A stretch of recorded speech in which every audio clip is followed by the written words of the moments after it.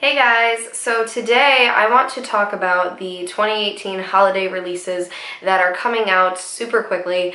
I don't know every single one, but I want to go over some of the key ones that are kind of exploding over the internet, getting a lot of buzz, and if I want to get them or I want to pass. I've been wanting to film this video for like 3 weeks now, or 4 weeks. It's been a while, so I'm glad I could finally sit down to do it.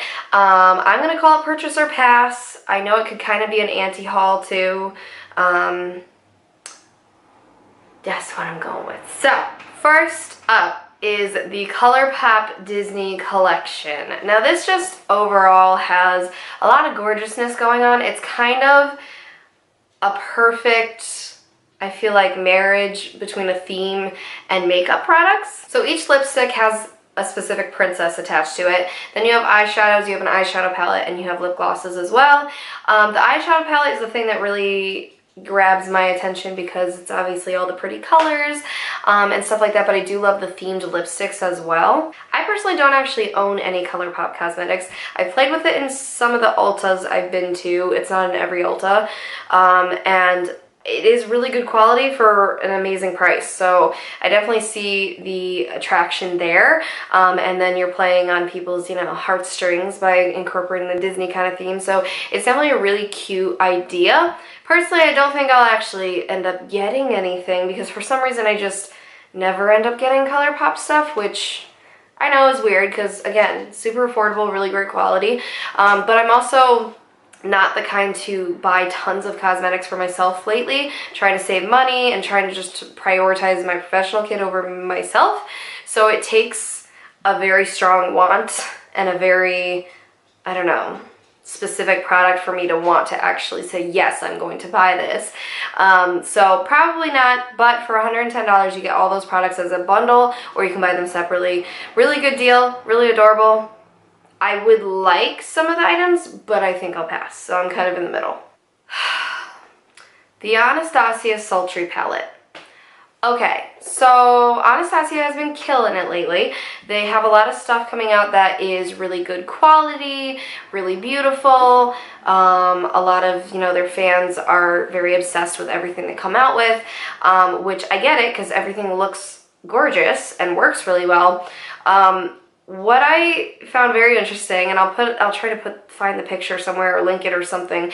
There's a picture showing someone who had all of the palettes and they took out all of the new colors and they just show you how in each palette, like at least half of each palette is just recycled from previous palettes. And I know that probably happens a lot among a lot of brands, but I just found it interesting because even when I looked at the Sultry palette, the thing that made me the most excited was the advertising and the outside packaging of the palette, the fact that it's sparkly and holiday and rose gold and all that. So I didn't really get that excited about the colors because, one, I know, shocking, I'm finally getting to the place where I'm like, it's just another neutral palette. I love neutral palettes. They have my heart and it's what I wear basically every single day.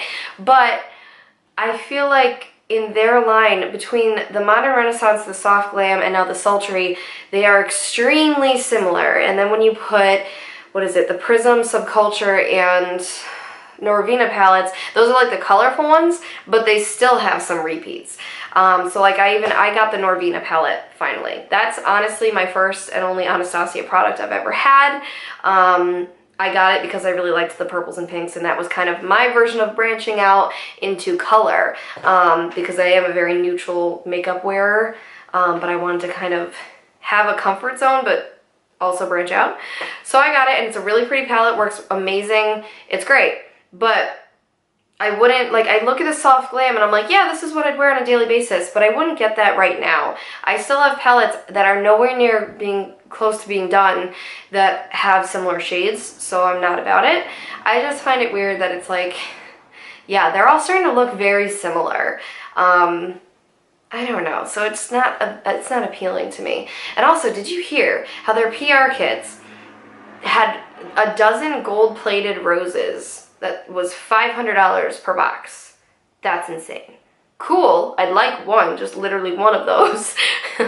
But wow. Next eyeshadow palette is the Urban Decay Naked Cherry. I think it's naked, right? Or is it just cherry? I think it's Naked Cherry. I actually saw this in person a few days ago when I was working at one of the Ultas. So I got to kind of see it instead of just seeing it online. It's cute, but it's not calling my name. So I hated the Heat palette. I never even got it. It's too red for me. I feel like those reds would not look cute on my pale skin. I feel like it would look a cross between sunburnt and tired, and yeah, just not cute. So I feel like the cherry is kind of like a mix between the Heat and the Naked 3, where you have like the rosy colors of the Naked 3 and the redder orange colors of the Heat, and you just kind of made a baby, and that's the cherry. I'm not surprised they came out with something like this. They did just recently discontinue the original Naked. Still upset about that, but that's besides the point. Everyone else is coming out with like these purples and pinks, so they kind of jumped on the bandwagon and came out with something similar. So I'm not surprised. I'm just not here for it. I'm not gonna get it. I was obsessed with all the Naked palettes for a long time. I still use the original Naked almost on a daily basis. It's just my go-to for the warm colors. But the Naked 2 was never a favorite of mine because of the cool colors. Naked 3, I'm kind of in the middle. Like, I hated it because of the pink colors. I felt like it made me look bloodshot, but now I'm kind of in the middle. And then the smoky palettes, obviously, it's me. I tried, I never got into it. I tried, but just the dark colors aren't for me. So I kind of, like years ago, started getting really bored with the Naked palettes, and I feel like a lot of people have.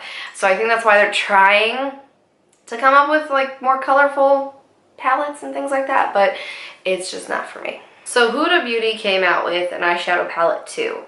I don't have anything from Hoonah Beauty, never just got into that brand. Always thought they had really pretty things, and then the whole controversy with Beauty Bakery came out and it turned me off just in a bad kind of way. I mean, I think it's really sketchy what they did. They never owned up to it, and you're taking well, they tried. I'm not saying they took the business from Beauty Bakery because I think she actually ended up coming out on top from the whole controversy, so yay. But it's like you literally completely exactly copied their exact whole line, what it's all about, the product, the names, the advertising, everything, and you tried to claim it as your own. And just after the whole thing, it just rubbed me the wrong way.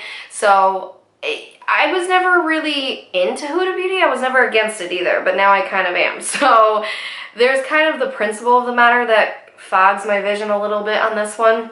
I will say, looking at the colors, it's very pretty. It's a very pretty palette. So the colors, and I'm sure the quality is there because I have heard good things about the quality of them. I just, one, the products aren't easily accessible. I believe I have to order it online. I don't know if it's in Sephora. I honestly haven't been to Sephora in so long. I know it's not an Ulta, at least yet. I don't know if it's ever coming to Ulta. There's so many brands coming to Ulta lately. But I'm kind of in the middle. Like, it's a really pretty palette, but I also don't care for what happened, and I don't know. I don't care. Probably not gonna get it. That's where this is going. Too Faced has come out with a slew of products, as they usually do. They have a couple different like palettes and sets that, like, one is in the shape of a little Christmas tree, and they're separate palettes that kind of come apart. With eyeshadows, they have liquid lipstick. Okay, I'm not a big fan of liquid lipstick to begin with, and the color also probably wouldn't look that great on me. But they had this gingerbread smelling liquid lipstick that I will say smelled to die for. I mean, it literally smelled like something I could actually just eat. So that was cool. But basically the main part of this that everyone's been talking about is the gingerbread palette. So Too Faced is known for their chocolate bar palettes, and last year I was lucky enough to have the chocolate gold palette, which I saw, by the way, they brought back. I don't know if you noticed that. If you go to Ulta, they kind of like secretly just put it back with the main brand products on the shelf. Like, they took it away after holiday last year, made it seem like it was gonna go away, and then now it's secretly just back. So that was interesting. But that is a really pretty palette, so I do enjoy that one. So they're known kind of for those palettes that have that smell to it. The products, you know, I have the Chocolate Soleil bronzer has been a love of mine for so many years. So they're trying it with the gingerbread now. And I don't know, like the colors are pretty, but this is another one of those palettes that it didn't grab me. It didn't seem different enough. It also didn't smell that gingerbread to me. Like, I don't know if it's supposed to just smell like the chocolate stuff or what, but I don't know. It just, again, it didn't grab me. If anything in that line, the liquid lipsticks I think would be the thing I would go for, literally just because they smell divine. But again, since I'm not a liquid lipstick lover and the color wouldn't even look good on me, it's a pass. Pat McGrath has come out with another gorgeous palette that I actually truly want this one, but probably won't get purely because of price. So, is the Mothership V eyeshadow. I don't know if that means 5. I don't know. Okay, it's an eyeshadow palette called Bronze Seduction. You can already tell because of the name that I'm gonna like it. So then you look at it. Oh my god. Just the way that they make these shadows, they are so luxurious, and they have these duochrome flecks and just big pans, gorgeous colors. I want it.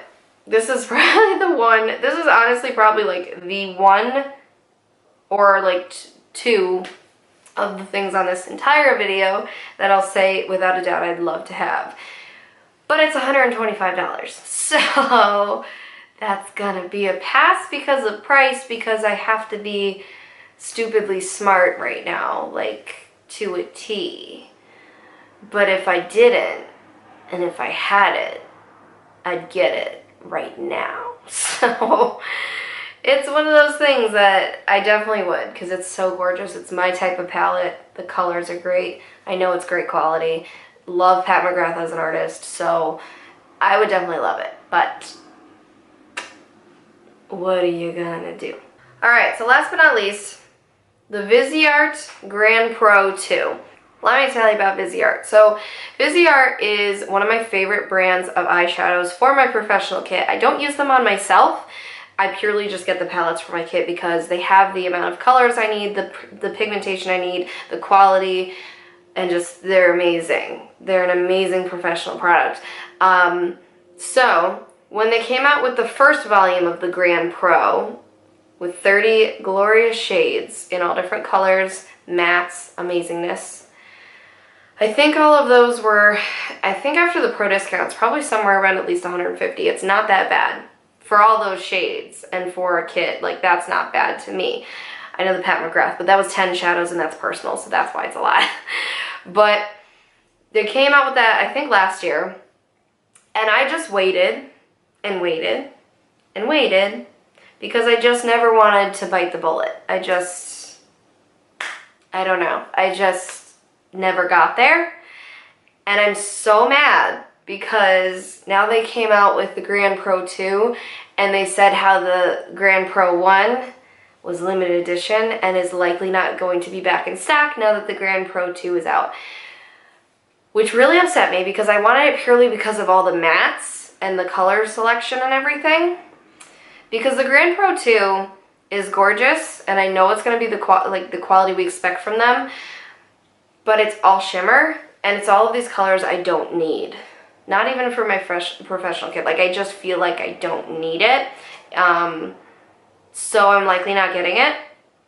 But I'm so upset. I really hope maybe for like Black Friday or Christmas time or something that they bring out a limited stock of the Grand Pro 1 because I will completely buy it this time. Yeah, so that's kind of it's a double-edged sword because it's like I really wanted the Grand Pro 1 and I missed out, and then the Grand Pro 2 is kind of to me, so I'm kind of like, well, oops. So that's that. So that's all I got for you today. These are some of the top holiday releases that I want to discuss with you if I want to purchase or pass.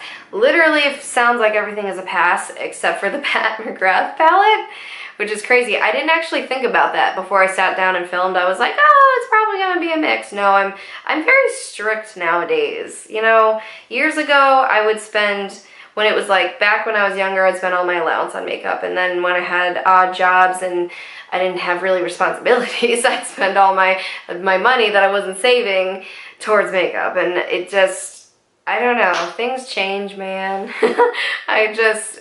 Things have changed. I'm trying hard to use what I already have because I have duplicates of like things that just sit there. I have so many duplicates of products, even if it's like a pressed powder or eyeshadow palettes or things like that. So I'm trying to use what I have actively before buying new ones. Granted, I'll every now and then, like I got the Norvina palette because I just felt so compelled. It wasn't crazy expensive and it was completely different, but I also knew I would use it. So I'm trying not to buy stuff that I really like, but I know in reality I'm not going to use either. There's a difference. So I've definitely matured when it comes to what I buy, why I buy it, will I use it, that sort of thing. So that's kind of where I am, and that's why this all ended up being so many passes. But I will say they are all very pretty in their own regard. The only thing I'll say is when it comes to brands like, I think it's Tarte and Too Faced, they come out with so much so quickly, it's almost a little concerning.